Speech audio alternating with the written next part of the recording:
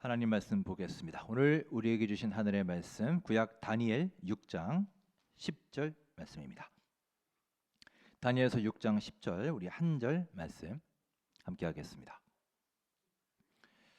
다 같이 한 목소리로 합독하시겠습니다. 다니엘이 이 주소에 왕의 도장이 찍힌 것을 알고도 자기 집에 돌아가서는 윗방에 올라가 예루살렘으로 향한 창문을 열고 전에 하던 대로 하루 3번씩 무릎을 꿇고 기도하며 그의 하나님께 감사하였더라. 아멘. 오늘 주신 하나님의 말씀입니다. 자, 여러분 반갑습니다. 어제는 땅이 얼기 시작한다는 절기 소설이었습니다. 지난 주간 날씨가 또 많이 쌀쌀해졌습니다. 지난 8월부터 시작한 전교인 말씀 통독 90일 그 모든 여정이 이제 어제로써 대단원의 막을 내렸습니다. 주일학교 어린이들부터 우리 80대, 90대 어르신들에 이르기까지 우리 다 함께 힘을 합쳐서 우리 작년에는 성경 필사를 함께 했었고요. 올해는 또 말씀 통독을 함께 했습니다. 아직까지 파악은 안 됐지만 아마 올해도 100명 넘는 우리 성도님들이 완독하지 않았을까 생각이 됩니다. 주일을 제외한 90일이기에 주수로 15주입니다. 15주 동안 여러분 모두 정말로 수고 많으셨습니다. 우리 서로 수고하셨다고 건의의 박수 한번 보낼까요? 예, 모두 감사하고요. 예, 수고 많으셨습니다. 지난 주간 추수감사주일을 보냈고요. 이제 올 한 해도 한 달 남짓 남았습니다. 얼마 남지 않은 올 한 해를 멋지게 마무리하시고 또 알차게 새해를 준비하는 귀한 시간 될 수 있기를 바랍니다. 자, 오늘도 하나님의 크신 은혜와 사랑이 이 예배 가운데 충만하시기를 축복하며 서로 함께 인사 나누겠습니다. 반갑습니다. 잘 오셨습니다. 주님의 은혜와 사랑 충만하시고요. 믿음의 열매 풍성히 맺으시기 바랍니다. 예전에 제가 개인적으로 어렸을 때부터 참 좋아하는 소리가 있다고 말씀드린 적이 있습니다. 혹시 기억나세요? 네, 안 나시죠? 네, 안 나셔도 괜찮습니다. 그래야 제가 또 얘기를 하죠. 네. 하나는 이렇게 미용실에서 커트할 때 그 가위 소리, 이 사각사각하는 그 소리가 참 저는 좋다고 말씀드렸고요. 지금도 참 좋습니다. 그 다음에 좋아하는 것이 바로 요맘때 자주 듣는 소리, 그 낙엽 밟는 소리입니다. 그것도 이렇게 밟을 때 바스락바스락 이렇게 사각사각 비슷하죠. 두 가지 소리가. 그런 종류의 소리를 저는 참 좋아해요. 어제도 광교호수공원에 운동을 다녀왔는데 그 초입부터 요즘 아주 빨갛고 노란 그 낙엽들이 쫙 펼쳐져 있습니다. 정말 그 풍경도 예쁘고요. 또 그 낙엽 소리를 듣고 싶어서 사람들은 다 이렇게 낙엽을 피해 가는데 저는 일부러 이렇게 낙엽 많은 데로 가서 밟으면서 그 소리를 좀 느껴보곤 했습니다. 그러면서 제 스스로를 한번 생각해 봤습니다. 이렇게 언젠가부터 아름다운 풍경이 내 눈에 보이고 아름다운 소리가 내 귀에 들리는 것을 보니 그래도 요즘 내 마음에 평안과 여유가 좀 있구나, 참 감사하다라는 생각을 해봅니다. 우리도 그렇지 않습니까? 하루하루 너무 쫓기고 바쁘게 살다 보면 이런 것들이 안 보이잖아요. 그런 소리들이 안 들리지 않습니까? 그러니까 저도 그랬어요. 무언가에 이렇게 감탄하고 감동하고 감사할 여유조차 갖지 못한 채 그냥 정신없이 살아오지 않았나 싶습니다. 미국의 가장 영향력 있는 영적 지도자로 꼽히는 헨리 블랙가비 목사님이 계신데 그분의 저서 중에 하나님을 경험하는 삶이란 책이 있습니다. 그 책에서 이렇게 고백합니다. 잠시 하던 일을 멈추고 창조 세계를 바라보십시오. 작디 작은 눈송이를 보거나 저 광대한 하늘을 응시해 보십시오. 하나님이 어떤 분인지, 그분이 행하신 일이 무엇인지에 대해 숨이 멎을 정도로 경외감이 밀려듭니까? 하나님께서 각양 다채로운 색깔로 꽃을 만드시고 온갖 종류의 모양으로 동물을 만드시며 아직 발견되지 않은 수많은 종류의 식물을 만드신 것에 우리는 놀랄 수 있어야 됩니다. 그러나 하나님을 향한 경외감을 잃어버릴 때 우리는 그분의 위대함을 맛볼 수 없습니다.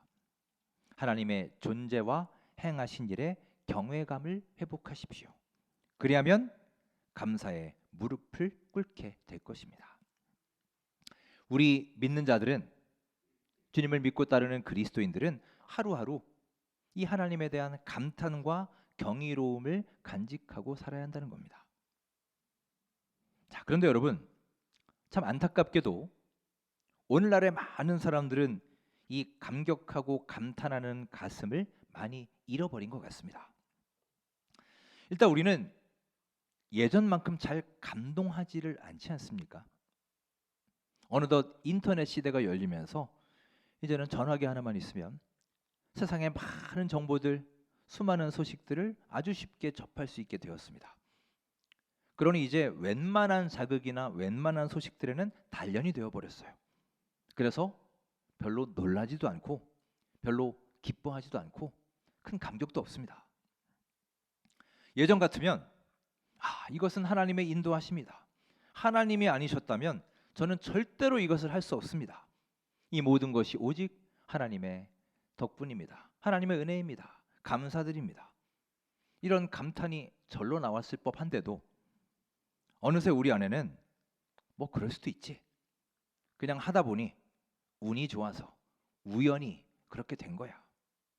이런 식으로 그 과정에서 어느 순간 하나님의 손길과 하나님의 개입하심을 쏙 빼버리게 되었습니다. 그러니까 감격이 있을 리가 없죠. 우리 안에 감사하는 마음이 생길 리가 없고요. 감탄이 나올 리 만무합니다. 여러분, 우리 신앙생활을 위축시키는 또 우리 열정을 빼앗는 사탄의 주요 전략이 뭔지 아십니까? 우리 삶에서 바로 이 감탄과 감동을 빼앗아 버리는 거예요. 즉 우리 가슴에서 하나님에 대한 감탄을 빼앗아서 그냥 무덤덤하게 무감각하게 살게 하는 겁니다. 그리고 감동을 빼앗아서 불평과 원망으로 바꿔버리는 거예요. 어느새 우리는 하루하루 일상 속의 체험을 통해서도 하나님의 말씀을 듣고 말씀을 읽으면서도 이렇게 열심히 예배를 드리고 기도를 드리고 뜨겁게 찬양을 해도 도무지 감동이 없습니다. 성도님들과의 만남도 별로 새롭지 않고 그저 그렇고 예배에 대한 기대감, 예배에 대한 설레임이 어느 순간부터 사라져 버렸습니다. 어느새 우리의 이런 감탄의 에너지 수위를 확 낮춰버려서 그것이 감사로 연결되지 못하게 하는 것입니다. 여러분, 그동안 우리의 삶 속에 잃어버린 이 감탄과 감사의 영성을 다시 회복하고 찾아가는 변화의 역사가 여러분과 저의 삶 속에서 꼭 일어나는 이번 가을 우리 모두의 삶이 되시기를 주의 이름으로 축원합니다. 우리가 잘 알고 있는 시편 8편 말씀이 있습니다. 유명한 찬양도 있죠. 여호와 우리 주여 주의 이름이 온 땅에 어찌 그리 아름다운지요. 이 시는 다윗이 지은 시예요. 이 시 안에 드러나 있는 이 다윗의 감정 상태를 한마디로 표현하면 방금 얘기한 감탄입니다. 경이로움입니다. 영어로 표현하면 amazing. 하나님 정말로 대단하십니다. 하나님은 정말로 위대하시고 정말로 멋진 분이십니다. 감탄합니다. 이것입니다. 여러분, 다윗은 하나님께 큰 칭찬받은 사람 아닙니까? 하나님은 우리가 이렇게 하나님께 순간순간 감격하고 감탄하고 찬양하는 것을 참으로 원하고 계세요. 하나님이 만드신 이 자연을 보면서 감탄하고 하나님 말씀 한 구절 한 구절을 읽고 묵상하며 감동하고 하나님이 인도하시는 그 사건을 경험하고 겪으면서 또한 감사하고 순간순간 하나님을 느끼며 감탄이 넘치는 삶, 이것이 바로 하나님이 여러분과 저에게 원하시고 기뻐하시는 우리 아버지 하나님의 마음임을 기억하시고 감탄과 감사를 회복하셔서 하나님을 기쁘시게 하는 우리 모두의 삶이 되시기를 간절히 소망합니다. 성경을 보시면 감사에 대해서 아주 독특한 명령을 하십니다. 감사를 하는데 감사에 별 조건이 없어요. 그냥 감사하라라고 말씀하십니다. 이런 상황이니 너희는 감사해라. 이 문제가 해결되었을 때 너희는 감사해라. 너희가 기도한 대로 응답이 되었을 때 감사해라. 일이 잘 풀릴 때 감사해라. 성경에는 이런 세세한 감사의 조건들이 붙어 있지 않아요. 감사에 대해 성경은 뭐라고 말씀하시나요? 범사에 감사하라. 범사에 감사하라. 이리 말씀하십니다. 즉 우리 믿는 자들의 감사는 조건부 감사가 아닙니다. 무슨 일이 잘 됐을 때 감사하는 게 아니에요. 우리 성도를 향한 하나님의 절대적인 명령이 감사의 명령입니다. 여러분, 세상 사람들도요, 기쁜 일이 있을 때, 일이 잘 풀릴 때, 환경이 좋을 때, 감사할 일이 있을 때면 감사합니다. 감사할 일이 있으니 감사하는 것이죠. 하지만 우리 그리스도인들은 다릅니다. 내가 진짜 신자인지 아닌지를 언제 알 수 있느냐? 환경이 좋지 않음에도, 일이 계속 안 풀리고 꼬이는데도, 내 뜻대로 내가 계획한 대로 되지 않음에도, 실패하고 실수를 저지름에도, 그럼에도 불구하고 감사할 수 있을 때 진정한 그리스도인이라는 거예요.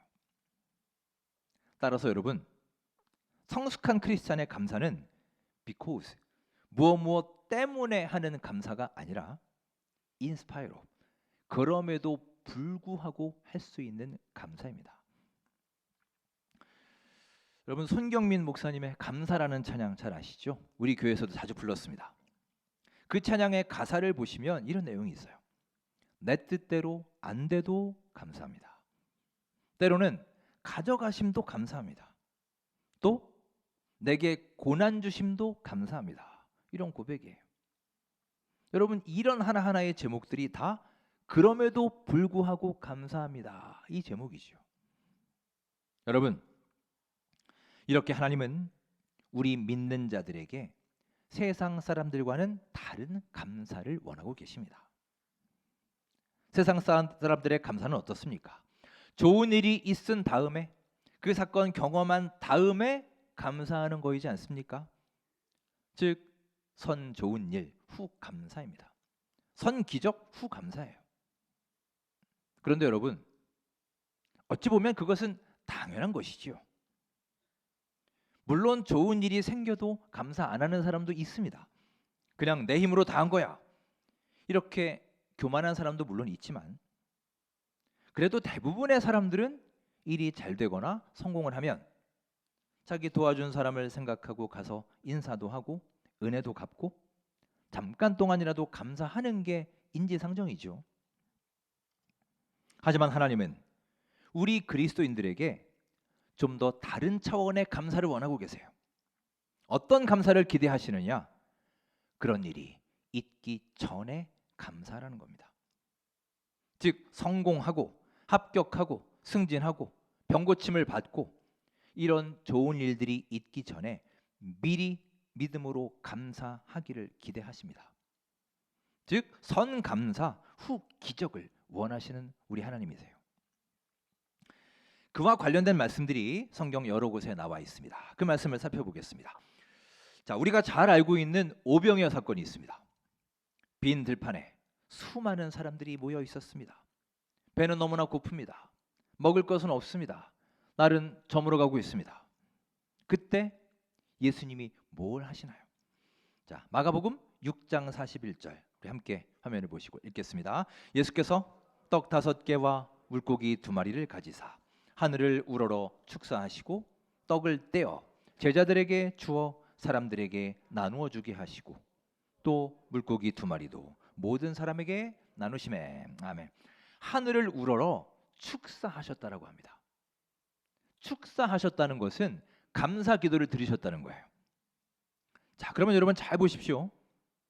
예수님이 감사를 언제 하셨나요? 오병이어 기적이 일어나기 전에 하셨나요? 후에 하셨나요? 전에 하셨어요. 즉, 예수님은 먼저 하늘을 향하여 감사의 기도를 드리셨고 그 다음에 떡을 나눠주기 시작하셨습니다. 그랬더니 어떤 일이 일어납니까? 떡과 물고기가 계속해서 차고 넘치며 5천 명이 배불리 먹고도 남는 놀라운 기적이 일어났습니다. 오히려 여러분, 오병이어 기적이 일어난 다음에 그 다음에 감사기도 했다라는 말은 성경에 없습니다. 왜냐? 그건 당연하니까요. 그것은 누구나 할 수 있는 것이기 때문이에요. 여러분, 기적이 일어나기 전에 감사할 수 있음이 진정한 믿음이라는 것을 이 시간 기억하시기 바랍니다. 얼마 전에 한 목사님의 강의를 들은 적이 있습니다. 우리나라 속담에 떡 줄 사람은 생각도 않는데 뭐부터 마신다고 했죠? 김칫국부터. 그런 속담이 있습니다. 근데 그분이 말씀하시기를 이러세요. 우리 믿는 자들, 우리 그리스도인들의 감사는 이렇게 김칫국부터 먼저 마시는 것입니다. 이러십니다. 무슨 말이냐? 우리가 이렇게 믿음으로 먼저 감사하면 어떤 사건이 일어나기 전에 믿음으로 먼저 감사할 때 하나님이 반드시 떡을 채워주실 줄 믿습니다. 이 말이에요. 예수님도 그리하시지 않았습니까? 먼저 감사하셨습니다. 그리고 후에 기적이 일어납니다. 이야말로 선감사 후 기적의 놀라운 사건이에요. 결국 믿음으로 하는 감사로서 시작된 이 기적은 부족함 없이 넘쳐나는 커다란 복과 은혜가 된 것입니다. 사랑하는 여러분, 우리 하나님은 이렇게 우리에게 약속하신 바를 믿으며 우리가 믿음으로 감사하는 그 자리에 더욱더 강력하게 역사하실 줄 믿습니다. 그리고 부족한 우리를 위해 더 열심히 일하시고 넘치도록 채워주시는 성실하신 하나님이심을 믿고 고백하는 우리 모두의 귀한 삶이 되시기를 주의 이름으로 축원합니다. 항상 입만 열면 불평을 해대던 불평나라에 한 사람이 있었습니다. 그가 어느 날 이웃에 있는 감사나라로 유학을 가게 됐습니다. 가족들과 온 동네 사람들이 잔뜩 기대를 하고 떠나는 그 청년을 향해서 말합니다. 이번에는 감사를 제대로 좀 배워와서 우리에게도 꼭 감사를 가르쳐 주게나. 이 젊은이는 감사나라에서 열심히 공부했습니다. 그래서 감사학 박사 학위를 따게 되었습니다.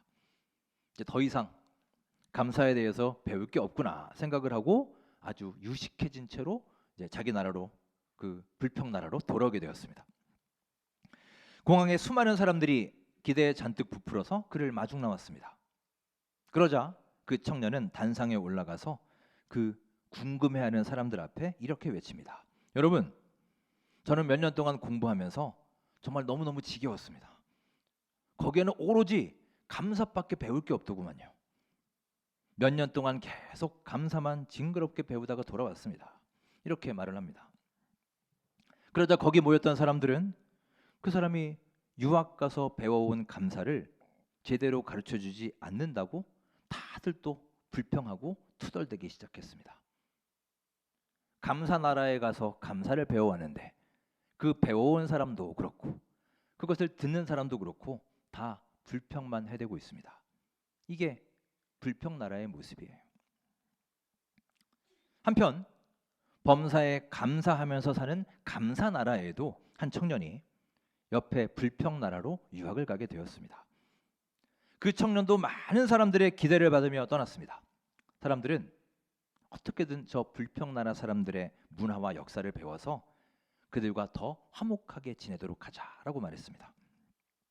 이 청년은 열심히 공부해서 불평학 박사 학위를 땄습니다. 그리고 불평나라에 대해서 잘 알게 된 그는 드디어 귀국하게 되었습니다. 마찬가지로 가족을 비롯한 여러 사람들이 그에게 궁금했습니다. 불평나라에 대해 그가 어떤 것을 공부해 왔는지 말해보라고 했고요. 그는 단상에 올라가서 말합니다. 불평나라에 가니 온통 사람들이 불평으로 가득하더군요. 말하는 것마다 불평이었습니다. 하지만 그 가운데 감사의 제목을 발견할 수 있고 감사할 줄 아는 것이 얼마나 감사한 일인지 배우게 되었습니다. 그것을 가르쳐준 그 나라 사람들에게 진심으로 감사합니다. 그러자 거기에 모였던 모든 사람들은 또 자기들에게 소중한 교훈과 경험을 가져와서 나누어준 그 청년에게 진심으로 감사했습니다. 불평 나라에 가서 불평을 배워왔지만 거기 있는 모든 사람들이 그 가운데서 또 감사의 제목을 찾은 거예요. 이게 감사 나라의 모습입니다. 여러분, 이 얘기를 통해 우리는 뭘 알 수 있나요? 불평 나라 사람들과 감사 나라 사람들, 이들의 결정적인 차이가 무엇입니까? 우리는 내가 처한 환경이 좋지 않아서, 조건이 저 사람들만 못해서 감사할 수 없다라고 얘기하지만, 우리의 환경과 조건이 감사를 만드는 것이 아니라 그것을 받아들이는 우리의 마음과 태도가 감사를 만드는 것이다 라는 사실입니다. 참으로 여러분, 내가 감사를 부르면 감사가 오고요, 불평을 부르면 불평이 오는 겁니다. 그러니 여러분, 지금 내 삶을 한번 돌아보세요. 지금 나는 나의 입술로 무엇을 부르면서 살고 있습니까? 무엇과 가까이 벗하며 살고 계신가요? 감사를 부르고 계십니까? 불평을 부르고 계십니까? 하루하루 여러분의 삶으로부터, 또한 우리 입술로부터 불평을 멀리 하시고 감사를 가까이 부르면서 살아가는 우리 모두의 귀한 삶이 되시기를 간절히 소망합니다. 자, 오늘 본문 다니엘서를 보시면요, 여기에도 이 믿음의 감사가 나옵니다. 지금 다니엘이 어떤 상황에 처했는지 한번 볼까요? 자, 우리 앞으로 조금 가셔서 7절 말씀 함께 우리 화면 보시고 읽겠습니다. 나라의 모든 총리와 지사와 총독과 법관과 관원이 의논하고 왕에게 한 법률을 세우며 한 금령을 정하실 것을 구하나이다. 왕이여, 그것은 곧 이제부터 30일 동안에 누구든지 왕 외에 어떤 신에게나 사람에게 무엇을 구하면 사자굴에 던져 넣기로 한 것이니이다. 아멘. 이 당시에 왕이 다리오 왕이었는데 왕이 명령을 내렸습니다. 그 명령이 뭐냐? 30일 동안 왕 외에 어떤 신에게나 어떤 사람에게도 기도하지 말라, 절하지 말라는 거예요. 만일 이 명령을 어기면, 즉 왕 외에 다른 자에게 기도하면 사자굴에 던져 넣을 것이다. 이런 무시무시한 명령을 내립니다. 물론 다니엘은 이 내용을 다 알고 있었어요. 하지만 그는 어떻게 합니까? 자, 그가 어떻게 하는지 이후의 행동을 잘 보시기 바랍니다. 10절 오늘 본문 말씀 읽겠습니다. 다니엘이 이 조서에 왕의 도장이 찍힌 것을 알고도 자기 집에 돌아가서는 윗방에 올라가 예루살렘으로 향한 창문을 열고 전에 하던 대로 하루 3번씩 무릎을 꿇고 기도하며 그의 하나님께 감사하였더라. 아멘. 늘 하던 대로 했습니다. 방에 올라가 창문까지 열고, 그러니까 몰래 한 게 아니에요. 창문도 열고 예루살렘으로 향하여 늘 하던 대로 3번씩 무릎을 꿇고 기도했습니다. 그는 기도와 감사의 습관을 가진 사람이었어요. 조서에 왕의 도장이 쾅 찍혀 있었습니다. 이것이 왕의 명령이다, 어떤 공식적인 입장이잖아요. 그러니 이제 다니엘은 이 명을 어기면, 즉 이전에 하던 대로 하나님께 기도하면 당장이라도 사자굴에 던져져 죽게 될 상황이었습니다. 하지만 그는 다 알면서도 여전히 하나님께 기도합니다. 10절 맨 마지막에 보시면 중요한 말이 나옵니다. 기도하며 그의 하나님께 감사하였더라. 감사하였답니다. 여러분, 뭘 감사하죠? 뭘 감사할 게 있어야 감사할 텐데, 기도하면 너 죽는다는데 뭘 감사한단 말입니까? 이런 생각이 들 수 있지 않을까요? 하지만 여러분, 다니엘이 했던 이 감사가 바로 믿음으로 하는 감사입니다. 조서에 왕의 도장이 찍힌 것을 다 알면서도, 그 명령 어기면 사자굴에 들어갈 것을 알면서도, 그럼에도 불구하고 드리는 감사예요. 그는 미리 감사한 것입니다. 선 감사를, 믿음의 감사를 하나님께 올려드린 것입니다.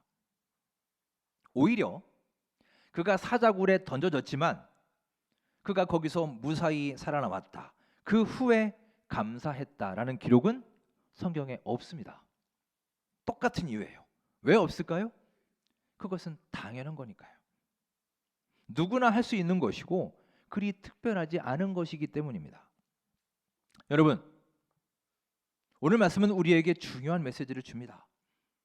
믿음의 사람 다니엘은 사자굴에 들어가기 전에, 즉 기적이 일어나기 전에 이미 감사하고 기도했다는 사실입니다. 즉 그는 하나님의 손길이 나를 도우시고 나에게 임하실 것을, 하나님의 약속을 믿음으로써 선 감사를 드린 것입니다. 여러분, 바로 이 믿음의 감사, 선 감사야말로 세상 사람들과 구별되는 우리 그리스도인의 감사요, 성숙한 감사의 자세임을 기억하시기 바랍니다.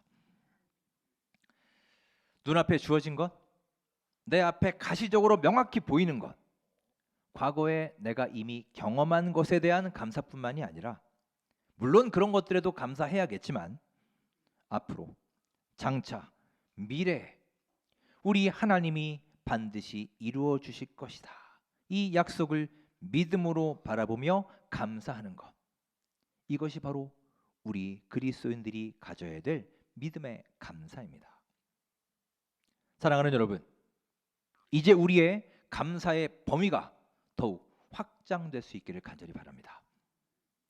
그동안에 내가 했던 감사가 너무나 과거지향적이지 않았나요? 내가 받았던 것, 내가 경험했던 것들, 나에게 좋았던 일들, 이런 것들에만 국한된 감사였다면 이제는 우리의 감사의 방향이 좀 더 미래지향적으로 변화될 수 있기를 원합니다. 우리의 감사의 범위가 더욱 확장되어서 믿음으로 우리 하나님의 임재와 도움의 손길을 갈망하며 감사할 수 있는 믿음의 감사, 성숙한 감사의 열매를 풍성히 맺어가시기를 주님의 이름으로 축원합니다.